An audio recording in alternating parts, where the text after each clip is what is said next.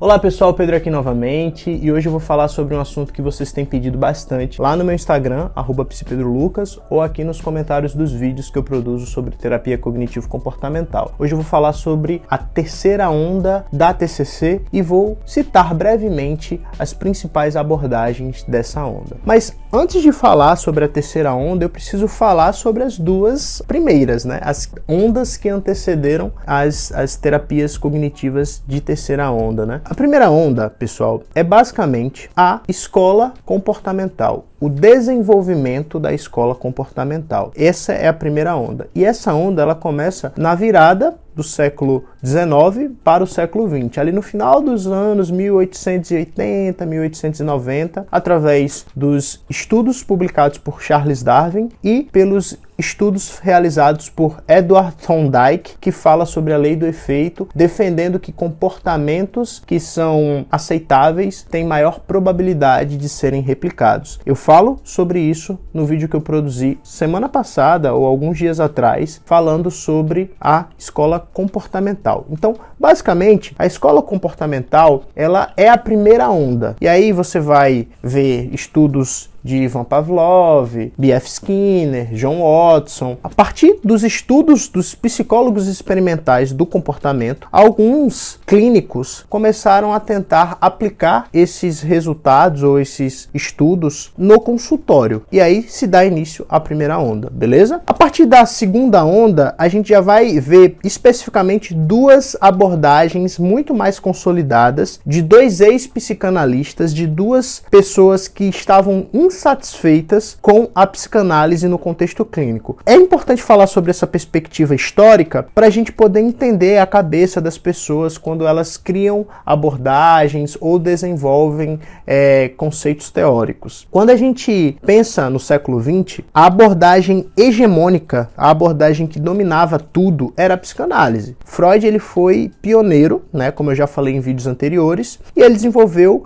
a primeira abordagem que tinha minimamente métodos e conceitos teóricos bem construídos. Só que o Albert Ellis, que foi o criador da TREC, a Terapia Racional Emotivo Comportamental, ele defendia a ideia de que a psicanálise em muitos casos era obsoleta por conta de demorar demais a tratar um paciente e muitas vezes não conseguir tratar. Ele era uma pessoa muito enérgica, ele falava demais, ele era uma pessoa assim que muitas pessoas na comunidade científica não gostavam dele justamente por essa característica dele. Você consegue ver inclusive algumas entrevistas que o Albert Ellis deu aqui no YouTube. Você vai ver como é que ele era uma pessoa bem peculiar. E aí ele rompe com a psicanálise e desenvolve a TREC, a Terapia Racional Emotivo Comportamental. Alguns anos depois, dá para dizer que eles eram contemporâneos, surge o Aaron Beck e cria a terapia cognitivo-comportamental mais clássica, né? Que leva inclusive o nome dele em muitos ambientes onde as pessoas remetem automaticamente TCC a Aaron Beck e a sua filha Judith Beck. O Aaron Beck também era um psicanalista, tá? E ele começou a observar que o tratamento de pacientes com humor deprimido, na real, melhorava quando algumas crenças, quando alguns pensamentos que ele chamou de pensamentos disfuncionais eram tratados. Então, tanto um quanto o outro vão para uma via muito mais racional do que psicodinâmica ou psicanalítica, né?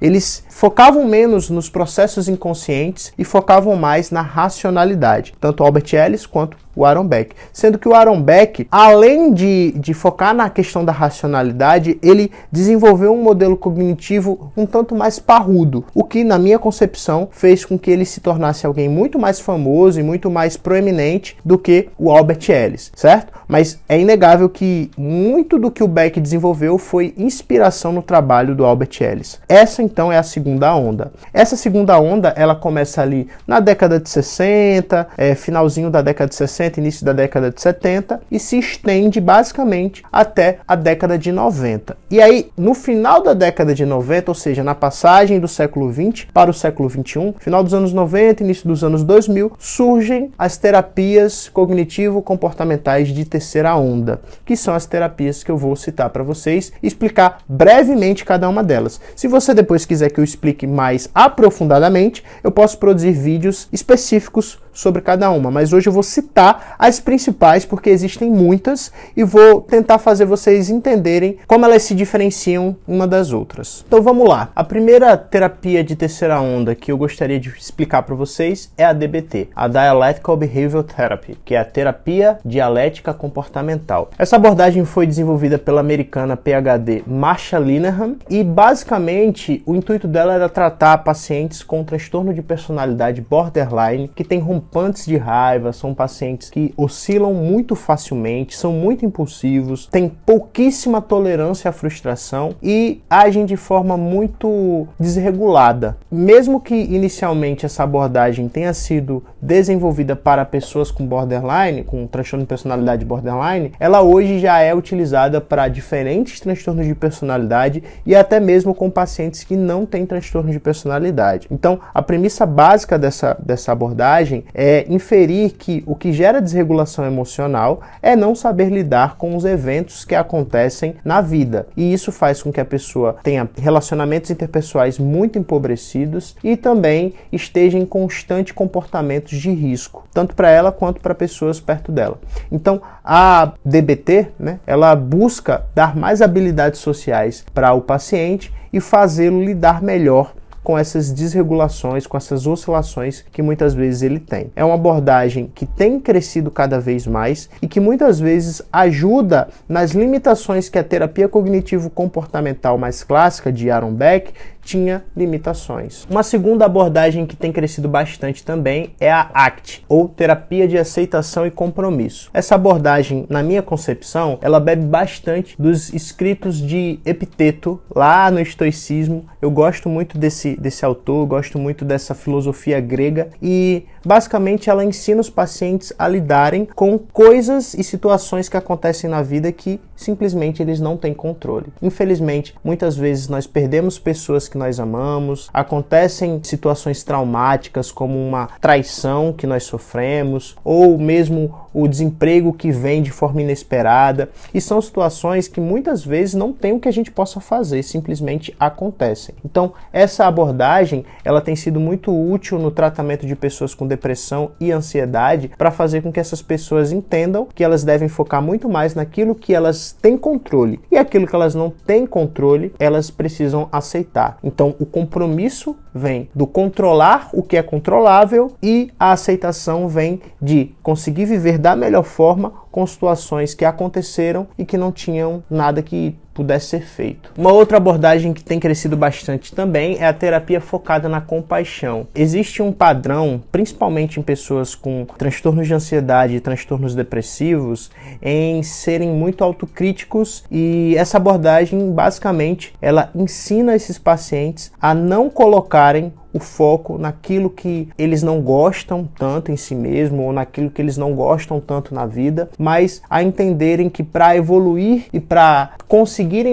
alcançar alguns objetivos, eles precisam ter uma certa postura de autocompaixão. Eles precisam ser menos autocríticos, eles precisam ser menos rígidos com seus próprios erros, e ela é muito útil também para pacientes que têm muitas ruminações, que têm o que nós chamamos de overthinking, pensam demasiadamente sobre erros que cometeram ou sobre acontecimentos passados. Então, a terapia de aceitação e compromisso, ela é um pouco parecida com a terapia focada na compaixão, mas tem algumas pequenas diferenças, porque não visa apenas aceitar, mas visa também ter uma postura menos crítica e menos julgadora consigo mesmo. A terapia do esquema é talvez a terapia de terceira onda mais famosa de todas. Foi criada pelo psicólogo americano Jeffrey Young, que inclusive foi aluno do Aaron Beck, e que basicamente aprofundou um pouco mais as ideias de esquemas mentais. Beck já tinha desenvolvido o princípio das crenças centrais, mas Jeffrey Young, ele torna os esquemas mentais uma ideia um pouco mais complexa e mais aprofundada do que seriam as crenças de Beck. É importante dizer que a terapia cognitivo-comportamental clássica de Beck tinha sim algumas limitações em termos de tratamento de pacientes com transtorno de personalidade, e a terapia do esquema veio também para sanar essa deficiência, porque comprovadamente ela é muito eficaz no tratamento de pacientes com transtorno de personalidade narcisista, borderline, obsessiva compulsiva. É uma abordagem muito importante também e dá alguns acréscimos muito importantes para TCC. Tem uma outra abordagem que é um pouco parecida com a terapia do esquema, mas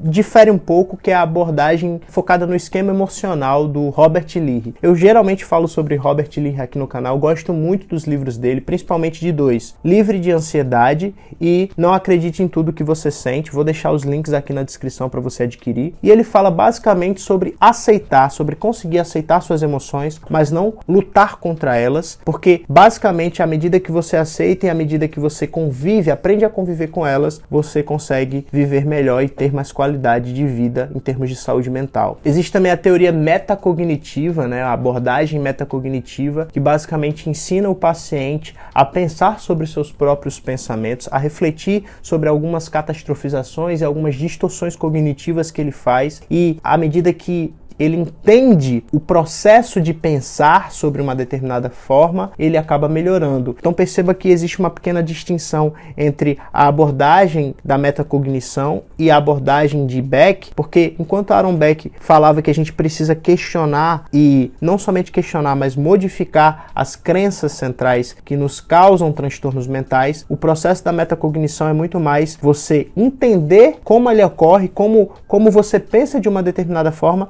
do que não necessariamente transformar essas crenças. Por último, eu queria falar para vocês sobre uma das mais recentes dessas abordagens de terceira onda, que é a terapia de modificação do viés atencional. Essa terapia, ela parte do pressuposto de que quando uma pessoa tem um transtorno mental, ela foca em situações, pensamentos, contextos que reforcem aquele transtorno. Por exemplo, se uma pessoa tem um transtorno depressivo, ela vai focar em situações autoderrotistas, ela vai focar em situações que para ela vai ter fracassado, para que isso reforce o humor deprimido dela. Se uma pessoa tem ansiedade, ela vai focar em tudo que ela ache que possa ser ameaçador para ela. Se uma pessoa tem algum tipo de vício, ela vai focar em buscar alimentar aquele vício para que ele seja satisfeito. Então, o viés atencional, ele trabalha na mudança do foco do paciente. Ele faz com que o paciente não observe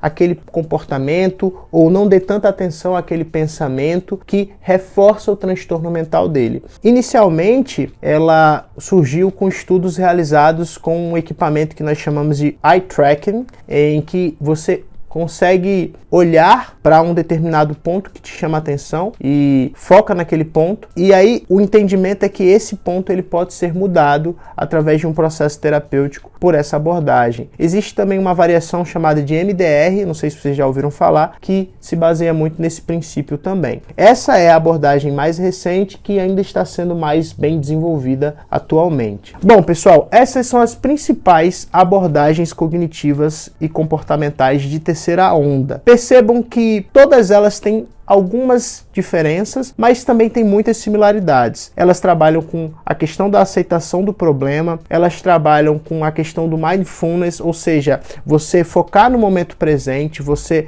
não pensar demais no passado, o que é característico de pacientes depressivos, nem focar demais no futuro, o que é característico de pacientes com transtorno de ansiedade, mas focar no momento presente e agir no aqui e agora. São terapias que buscam acrescentar limitações na terapia cognitivo-comportamental de Beck, e vale ressaltar que isso acontece em qualquer escola da psicologia. Na psicanálise não foi diferente. Depois de Freud vieram Lacan, vieram Jung, vieram a própria Ana Freud, que desenvolveu a psicanálise do pai. Então na terapia cognitivo-comportamental também acontece isso, e que bom, né? Porque são avanços que vêm melhorando cada vez mais a forma como nós conseguimos fornecer o melhor atendimento possível para os nossos pacientes. Espero que vocês tenham gostado. Se você chegou até aqui, eu peço humildemente para você deixar o seu like e deixar um comentário se possível. Um grande abraço e eu vejo você no próximo vídeo.